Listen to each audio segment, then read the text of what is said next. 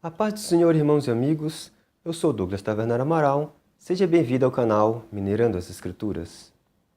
A mensagem de hoje tem como título, no sexto dia, a criação do homem e do diabo. No princípio criou Deus os céus e a terra. A terra era sem forma e vazia, e havia trevas sobre a face do abismo. E o Espírito de Deus se movia sobre a face das águas, e disse Deus, haja luz. E houve luz, e Deus viu que a luz era boa. No primeiro dia, que no nosso calendário se chama domingo, o Senhor fez a luz.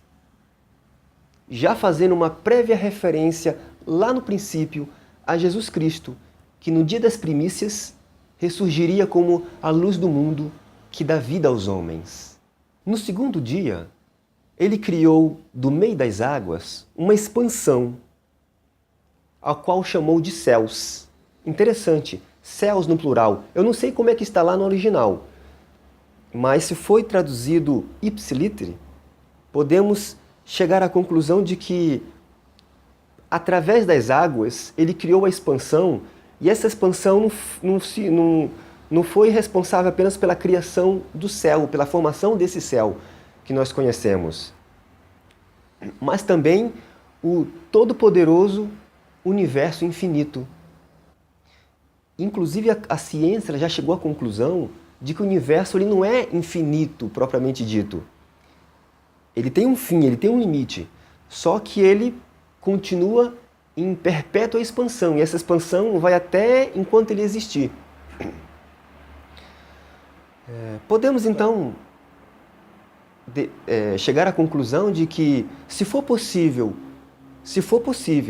a ciência descobrir quanto que ele se expande por dia e ter mais ou menos uma dimensão de quanto é que ele já se expandiu até hoje, dá para mais ou menos você ter uma ideia de quanto tempo que o universo existe desde o princípio até hoje. O detalhe, meus irmãos, é que um planeta mais distante que houver do universo, o mais distante que tiver, com toda certeza, ele apresentará os mesmos elementos que nós encontramos na Terra. É interessante isso, né? A ciência pode, talvez, tentar nos explicar, ou talvez na cabeça da ciência a Terra foi criada a partir do universo. No início era o universo, talvez para a ciência é isso, né? No início era o universo e os demais elementos que compõem o universo foram criados. Meus irmãos, pela palavra, dá-se a entender que não existia nada, que só existia a Terra. Ela era sem forma, estava vazia, e a partir da Terra, Deus cria todos os elementos, inclusive essa expansão, a expansão que forma não só o céu atmosférico, mas todo o universo. É loucura pensar nisso, mas é o que a palavra nos dá a entender, ou seja, a Terra é realmente o centro do universo. Foi a partir da Terra que todos os demais elementos foram criados, inclusive, durante esse processo, eu acredito, a força gravitacional. No terceiro dia, Deus tirou do meio das águas a porção seca, a qual chamou de terra. E da terra ele criou as árvores, cada um segundo a sua espécie, árvores que dão frutos, e além das árvores ele criou a erva seca, ou melhor dizendo, a erva verde. No quarto dia, ele criou o sol, a lua e as estrelas. E a palavra nos diz que ele criou para separar dia da noite, para sinais e para tempos determinados. Tempos determinados. Os tempos determinados, meus irmãos, nos dá a entender aqui que não é só uma referência às estações, inverno, verão, outono, primavera, mas a tempos determinados, propriamente dito, tempos que o Senhor determinou desde o princípio até o fim. Deus, meus irmãos, nós conhecemos que Ele criou a Terra com um prazo de validade. Ele criou ela com um início, com o meio, para ter um início, para ter um meio e também para ter um fim. Por que nós sabemos disso? Porque desde o princípio ele já aponta para o fim. A palavra nos diz, desde o princípio o Senhor já nos aponta para o fim. Por quê, meus irmãos? Porque Ele criou a terra em 6 dias e no 7º dia Ele descansou. Ele determinou o 7º dia do descanso, ou melhor dizendo, o dia do descanso. É interessante frisar isso. A palavra sábado não significa 7º. A palavra sábado significa descanso. Deus determinou um dia de descanso. Ele não disse que no 7º dia, ele disse nos 6 dias você trabalharia e no 7º dia você descansaria. E no dia seguinte, aos 6 dias, você descansaria. Nos dá a entender que ele não criou um dia fixo. Ele criou um dia de descanso dentre os 7 dias. Mas não um dia fixo, tanto que Cristo, quando surge algum tempo depois, ele nos explica, ele nos dá a entender que o Senhor nos criou, que o Senhor não fez do sábado o nosso Senhor, mas Ele nos fez Senhor do sábado, para administrar conforme a conveniência, conforme a nossa necessidade. Nós guardamos o sábado, nós guardamos o dia do descanso. Entretanto, esse dia não é necessariamente o 7º, fixamente, engessadamente o 7º dia. Porque às vezes você precisa trabalhar no 7º dia, no sábado propriamente dito, só que você pode descansar na segunda, na terça, na quarta, mas isso é para um outro vídeo. A questão é que o Senhor destinou um dia dentre 7 para o descanso. Agora eu pergunto para os irmãos, Deus precisava descansar? Com certeza não, Ele não precisava descansar. Ele destinou o 7º dia de descanso para nós. Ele destinou o 7º ano do descanso, no caso da lei da lei judaica, para a terra, para os empregados, para os animais. Agora, meus irmãos, assim como o Senhor destinou um dia do descanso para o homem, o ano do descanso para os animais, para a terra, Ele também destinou o milênio do descanso para a humanidade. Ou seja, desde o princípio, o Senhor já estava anunciando o fim. Nós podemos nos lembrar daquilo que o apóstolo Pedro disse, que para Deus um dia é como 1000 anos e 1000 anos como um dia. É claro, meus irmãos, que Pedro não falou aquilo ali de si. Talvez ele tenha até falado de si pelo conhecimento que ele tinha, mas eu posso dizer que ele falou muito mais inspirado pelo Espírito Santo, porque realmente é isso. É isso. E o Senhor já nos apontava isso na criação. Ou seja, meus irmãos, pela palavra, dá-nos a entender,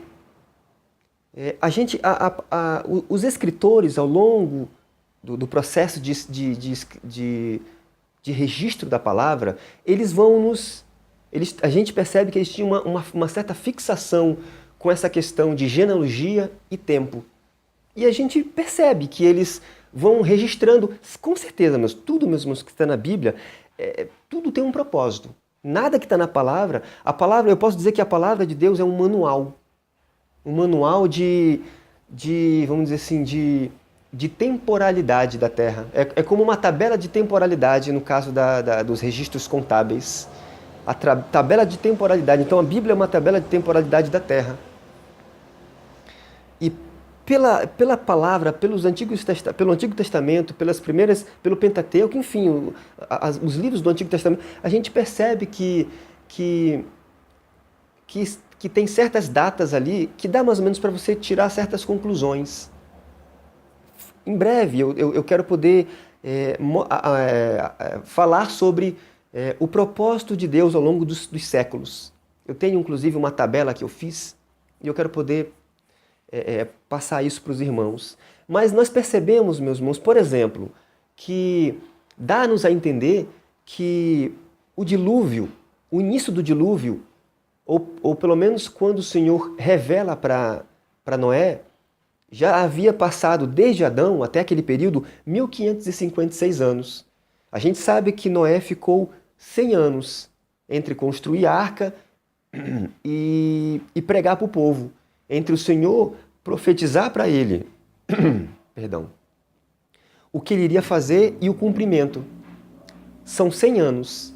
Ou seja, então, quando o dilúvio realmente acontece, a data, desde Adão até aquele período, é 1656 anos. Noé fica mais um tempo, e aí vai. E aí nós vamos calculando as datas pelo nascimento, por exemplo, do próprio Noé, pelo nascimento de Abraão. Dá-nos a entender que Abraão ele nasce já no final do segundo milênio. E o sacrifício de Isaac, ou quase sacrifício de Isaac, acontece no início do terceiro milênio. O nascimento de Abraão no final do segundo milênio, e o sacrifício de Isaac no início do terceiro milênio. Isso eu estou contando num tempo normal. E aí os tempos vão avançando, e dá-nos a entender também, meus irmãos, pelos cálculos, que Cristo nasce no início, primeiro milênio, segundo milênio, terceiro milênio, no início do quarto milênio. Cristo dá-nos a entender que Cristo ele nasce no início do quarto milênio. E de Cristo até hoje, meus irmãos, já se passaram quanto tempo? Mais de 2000 anos.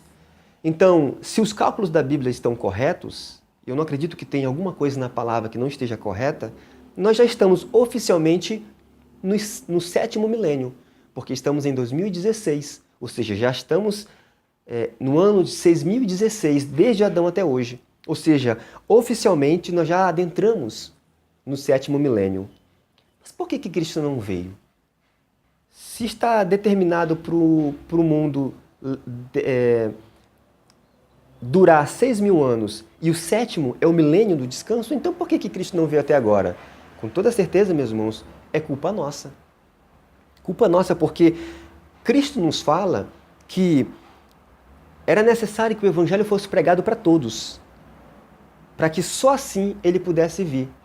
Entretanto, meus irmãos, ainda que nós tenhamos as promessas de Deus por tardia, dando continuidade às palavras do apóstolo Pedro, o Senhor não a tem, suas promessas por tardia. Por quê, meus irmãos? Porque Ele é longânimo e Ele não quer que alguns se percam.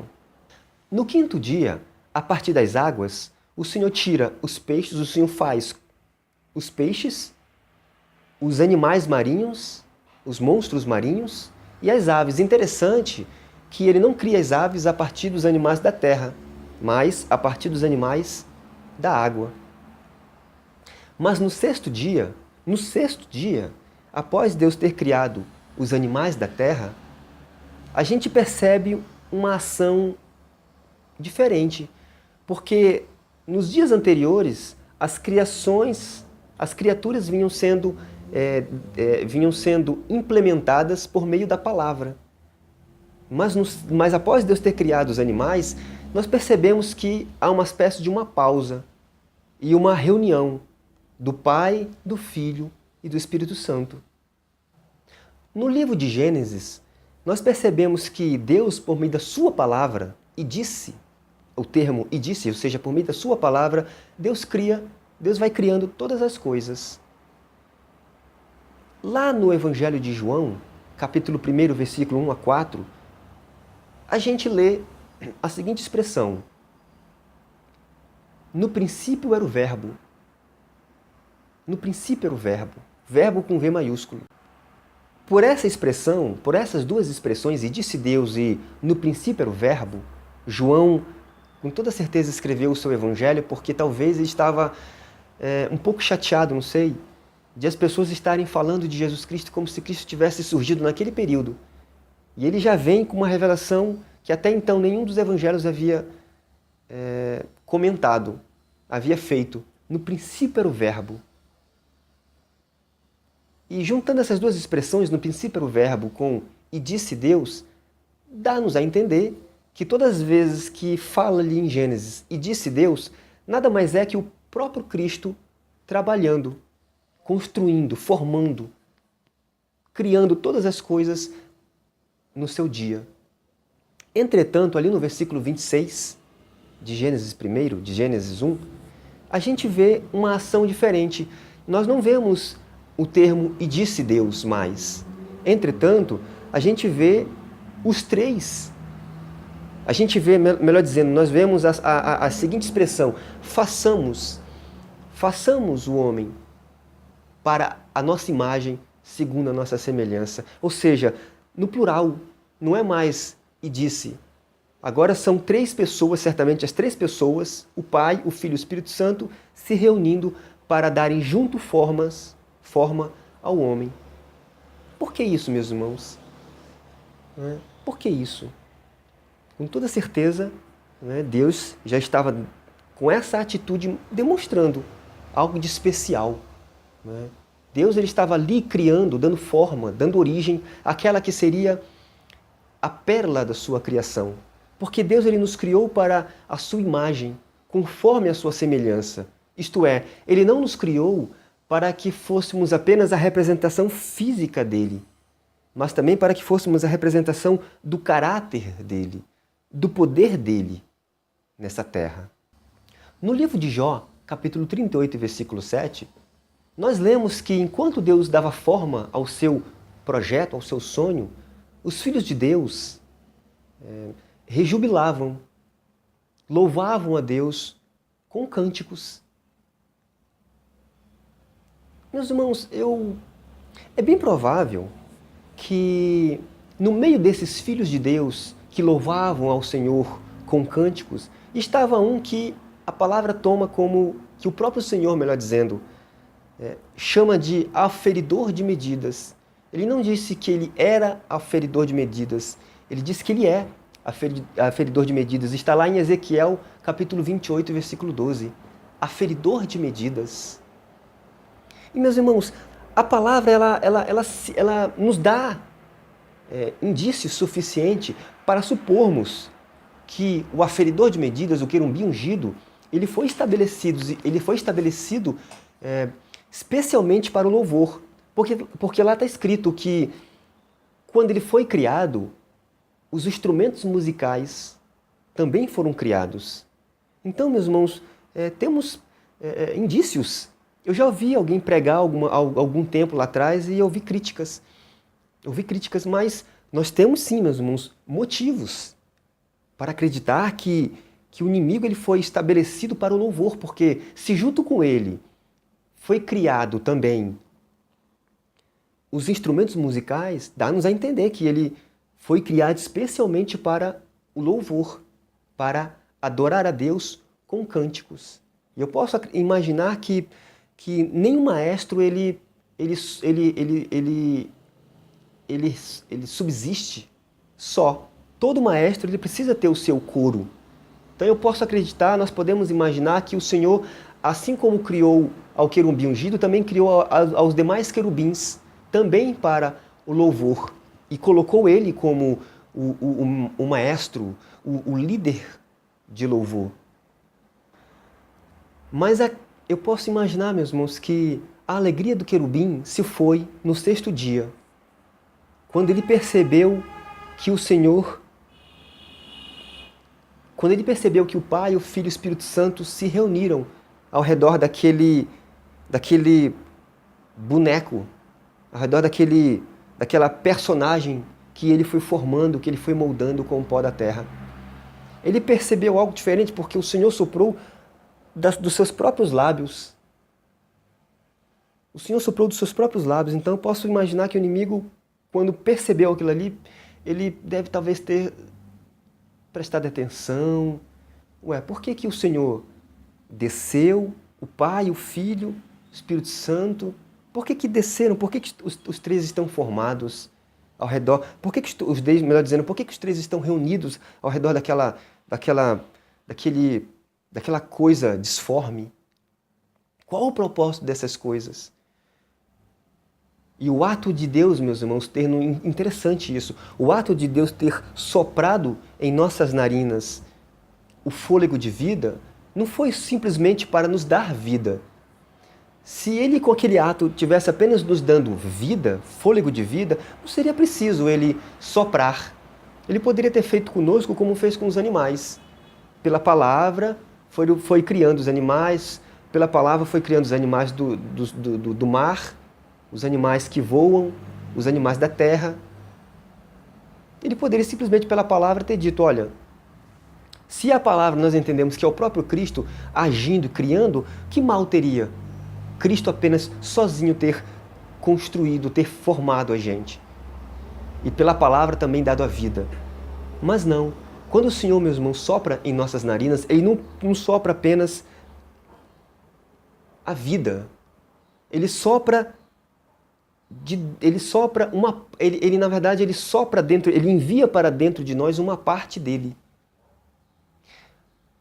Uma parte dele. O Espírito, meus irmãos, ele não é só vida. O Espírito, ele é o elo. Ele é aquilo que nos liga, que nos mantém conectados ao Criador. Ele é o elo, o fio que nos mantém conectados ao Criador. O Espírito é muito mais do que só vida. Ele é a partícula da eternidade. Quando o Senhor soprou em nós de si, Ele nos deu dali, ele nos deu com aquele ato a eternidade, a possibilidade de vivermos para sempre. Agora, meus irmãos, o que indignou realmente o querubim foi quando... Isso, meus irmãos, é uma coisa da minha cabeça, não está na Bíblia isso. Só que Deus, ele nos dá a capacidade de nós construirmos. Quando a gente tem essa facilidade de se projetar ao espaço em que as coisas estão acontecendo, porque por meio da leitura você consegue se projetar ao espaço. Então, quando as pessoas que têm facilidade de se projetar ao espaço, elas conseguem imaginar. Então, toda vez que eu leio essa passagem de Gênesis, a criação, eu me projeto àquele momento e eu vou construindo, porque a Bíblia ela é como se fosse uma caixa de quebra-cabeças e você tem que ir lá e ir montando.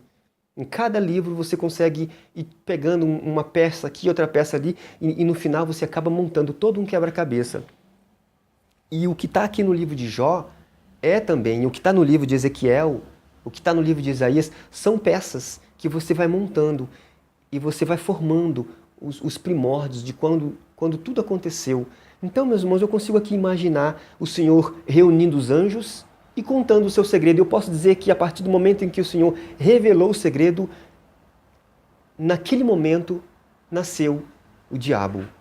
O Senhor reuniu os filhos, seus filhos, todos eles, e contou para ele o segredo. Olha, esse que eu estou formando, por um momento será menor do que vocês.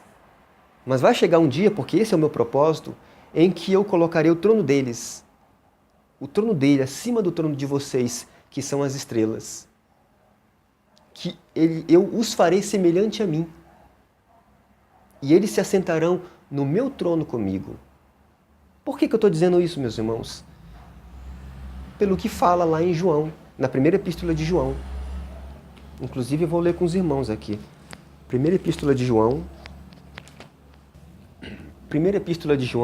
capítulo 3, versículo 2. Amados, agora somos filhos de Deus, e ainda não é manifesto o que havemos de ser. Mas sabemos que quando Ele se manifestar, seremos semelhantes a Ele, porque assim como é, o veremos. Vamos lá para Apocalipse. Capítulo 3, e versículo 21. Fala sobre a carta à igreja de Laodiceia. O versículo 21 diz o seguinte: Ao que vencer, lhe considerei que se assente comigo no meu trono, assim como eu venci e me assentei com o meu Pai no seu trono. Alguém pode falar assim, mas nós vamos nos assentar no trono de Cristo. Só que, meus irmãos, o trono de Cristo, segundo Apocalipse 22, versículo 1 diz o seguinte, E mostrou-me o rio puro da água da vida, claro como cristal, que procedia do trono de Deus e do Cordeiro. Ou seja, meus irmãos, não dá a entender que o trono do Pai é o trono do Filho. No livro de Ezequiel, capítulo 28, versículo 13, a gente observa que o querubim estava no jardim do Éden, o aferidor de medidas. Se os irmãos forem dar uma lida no contexto, não nos dá a entender de que ele já havia se rebelado naquele momento. É provável que ele, no 6º dia, já estava com seu coração pesaroso. É capaz que ele já estivesse arquitetando no seu coração os seus projetos, mas foi só quando lhe deu à luz o pecado Foi só quando ele começou a pôr em prática os seus projetos, de que forma? Tentando convencer os anjos da injustiça do Criador, porque por tanto tempo eles estavam com ele, e em algum momento fez a eles alguma dessas promessas que ele fez aos homens, ao homem. Quem sabe o inimigo não se utilizou desses argumentos para convencer os anjos de que Deus era injusto. Nós estamos há tanto tempo com ele, e ele nunca nos fez tais promessas, e agora está fazendo promessa para esses aí. É claro, meus irmãos, que desde o princípio Deus já sabia de tudo. Só que Deus, ele nunca é pego de surpresa, né? E é claro, meus irmãos, Deus ele permite que o homem... É como se fosse uma regra, né? A gente peca no coração, sim, mas é quando a gente dá à luz o pecado que a justiça está pronta para ser executada. Agora é interessante, meus irmãos, que pelo menos eu não consegui, ao longo da palavra, identificar outra passagem, mas o único momento em que a gente vê os anjos adorando a Deus com cânticos é nessa passagem de Jó. Nas demais passagens, quando a gente vê, por exemplo, em Isaías, os serafins, eles clamavam a Deus, eles diziam, né? Santo, santo, santo é o Senhor dos Exércitos. Eles clamavam. Não fica claro que eles louvavam a Deus com cânticos. Lá em Lucas, quando os pastores estão indo para ver Jesus Cristo, os anjos aparecem e eles louvam. Não nos dá a entender de que eles estão louvando com cânticos. Eles louvam e dizem, glória a Deus nas alturas, paz na terra aos homens de boa vontade, né? Ou boa vontade para com os homens. A gente só volta a ver a figura do louvor lá no Apocalipse, quando a igreja é inserida no contexto. É quando a gente vê, inclusive é usado por 2 vezes o termo um novo cântico. Eu fico aqui na minha imaginação criando a ideia de que, né, imaginando ou tentando interpretar aquilo ali como uma nova fase. Né? No início os anjos louvavam, houve essa rebelião do inimigo e do seu coral, que eu creio assim que se o inimigo, se o querubim era o líder de louvor, era o maestro, os demais anjos que foram criados para a adoração, para o louvor, eram como se fosse o coral, assim como o coral nas igrejas. Né? E quando eles se rebelaram, eu posso imaginar que o céu por um momento ficou, não digo em silêncio, mas ficou sem o auxílio daqueles que foram criados especialmente para o louvor. Eu acho interessante. Né? A palavra nos diz que vai haver um grupo de 144 mil pessoas que vão cantar um novo cântico. E só eles vão aprender aquele cântico, ninguém mais vai aprender aquele cântico. Por que ninguém mais? Os anjos não vão aprender aquele cântico? Por que só os 144 mil aqui vão aprender o cântico? Interessante, meus irmãos. Em breve eu quero poder falar sobre os 144 mil. Deus ele me deu uma revelação muito bonita. Eu ainda não ouvi ninguém comentando sobre isso, mas Deus me deu uma revelação e eu estou muito ansioso para falar sobre isso. Mas só um detalhe, só para aguçar a curiosidade dos irmãos. Os 144 mil, para onde Cristo for, os 144 mil estarão com Ele. Eu pergunto, a cabeça pode ir para um lugar sem o corpo ir? A cabeça pode ir para um lugar e o corpo ir para o outro? Ou a cabeça pode ficar aqui e o corpo ir? Né? Onde a cabeça está, o corpo está. Onde o corpo está aí também está a cabeça. É só para aguçar a curiosidade dos irmãos. Mas a gente vê, meus irmãos, a gente volta a ver a figura do louvor só no livro de Apocalipse, quando os santos, quando a igreja é inserida no contexto. E mesmo assim, cantando um novo cântico. Ou seja, é como se fosse uma nova fase do louvor com cânticos. Interessante isso, os irmãos. Se os irmãos puderem observar, prestem bastante atenção nisso. Agora uma pergunta, meus irmãos. Por que Deus deu ao querubim ungido tal glória? Por que deu a ele liderança? Se o Senhor, em sua onisciência, já sabia que ele iria se rebelar? Outra pergunta, por que Cristo chamou Judas para fazer parte dos 12? Porque havia os 70 discípulos, mas havia os 12. Os 12 eram como se fosse a tropa de elite. Por que Jesus Cristo chamou Judas para fazer parte dos 12 e ainda deu a ele a tesouraria? Se sabia que ele era um ladrão, se sabia que ele iria traí-lo, porque Cristo também era onisciente. Quem souber, meus irmãos, responder essa segunda pergunta, com toda certeza vai saber responder também a primeira. O inimigo ele desviou o homem do seu caminho. Mas a gente não vê, meus irmãos, mesmo sendo Deus onipresente, nós não o vemos ele interferindo nesse processo. Deus não poderia ter interferido? Deus não poderia ter aparecido ali diante da serpente e impedido a serpente de tentar Eva? Ou impedido Eva de tentar a Adão? A gente não vê isso acontecendo. A gente vê Deus, o Senhor se manifestando, o Senhor se apresentando no dia seguinte, como era de costume, que toda a viração do dia ele se apresentasse, ele viesse para Adão, viesse até Adão e eles conversavam, mas a gente não vê o Senhor se apresentando a ele nesse dia, só no dia seguinte, quando Adão dá a entender que ele já tinha consciência da sua nudez e que ele já estava em pecado. A gente vê, por que Deus, meus irmãos, não é interessante isso. Tem coisas na Bíblia que o Senhor nos leva a questionarmos, que o Senhor nos leva a indagarmos. Isso é bom porque isso reforça a gente a raciocinar, força a gente a refletir. Por quê? Por quê? Às vezes a gente tem as nossas teorias. Tem teorias que eu procuro não compartilhar. Tem teorias que eu guardo só comigo. Futuramente, quando eu estiver um pouco mais seguro, eu posso compartilhar com os irmãos do porquê. Mas tudo, meus irmãos, tem um propósito. Tudo. Eu posso dizer para os irmãos que até no pecado houve um propósito da parte de Deus. Mas a questão, meus irmãos, é que com a queda do homem, houve uma ruptura no relacionamento dele com Deus. Foi posto como que um véu entre a alma e o espírito. Se nós entendemos que o espírito é o elo que nos conduz a Deus, que nos liga, que nos mantém conectados cotidianamente a Deus, então houve uma ruptura entre a alma e o espírito. Foi colocado como que um véu, foi levantado como que um muro entre a alma e o espírito, de tal modo que o homem sequer tinha consciência, o homem sequer tinha condições de ter consciência do pecado, até que veio a lei. Só que a lei, meus irmãos, ela não era perfeita. E então veio quem? Cristo, porque o fim da lei é quem? É Cristo. Cristo veio para fazer separação entre trevas e luz.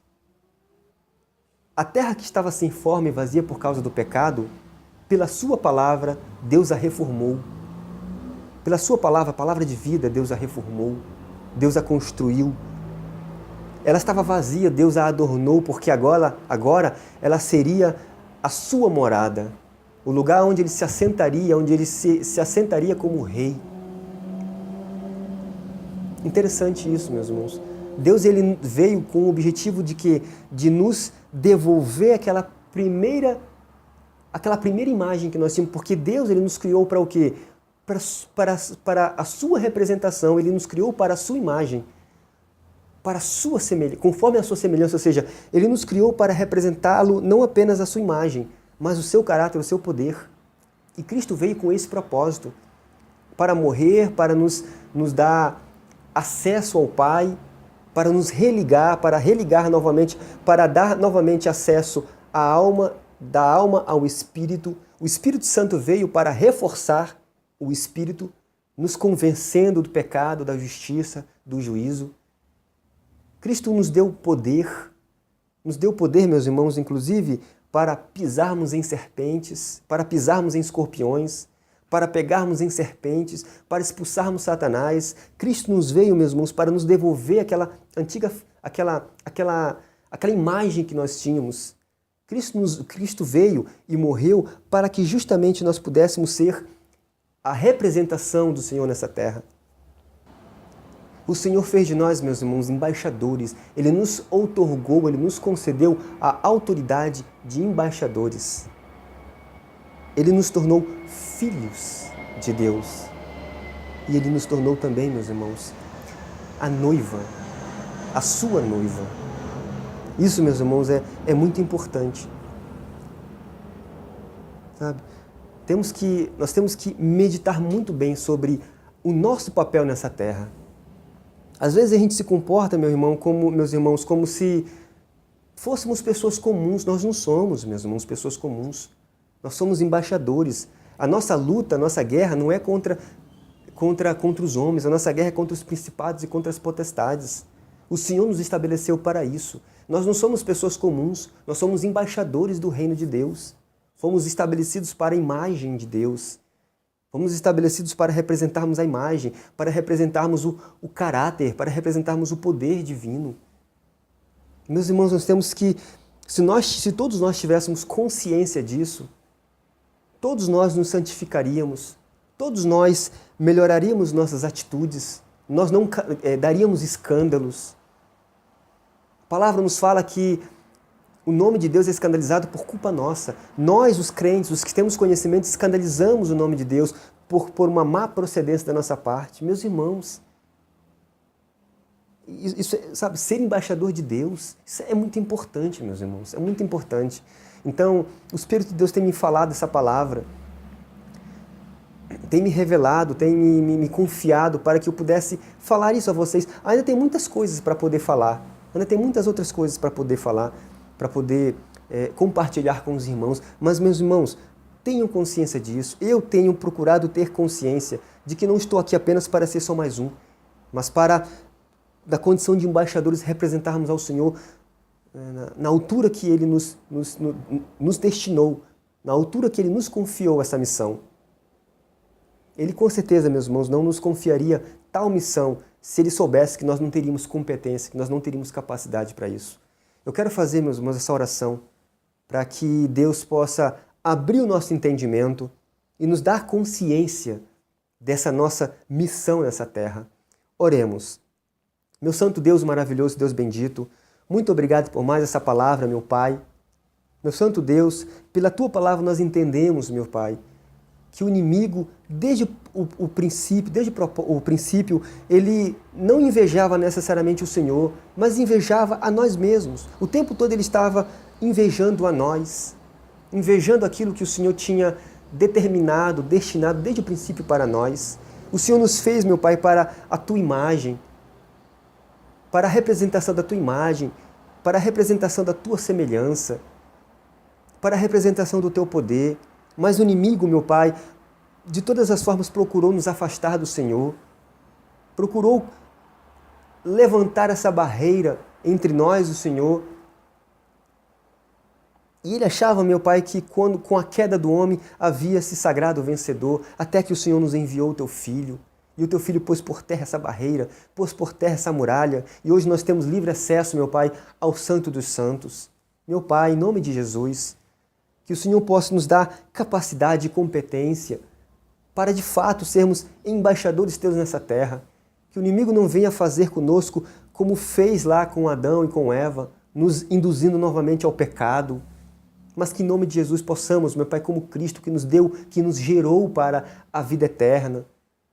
Em nome do Teu Filho amado Jesus Cristo, para que nós possamos de fato Te representar nesta terra.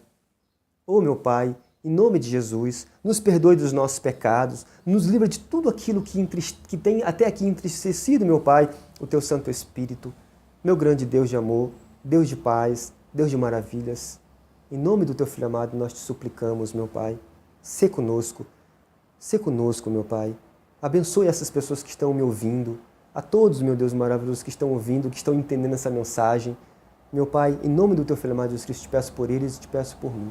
É no nome do Teu Filho amado Jesus Cristo que te pedimos e já te agradecemos não só hoje, mas para todo sempre. Amém, amém e amém. Que a paz do Senhor esteja com vocês, meus irmãos. Que Deus possa vos abençoar. Muito obrigado pelos minutos que você me emprestou da sua atenção.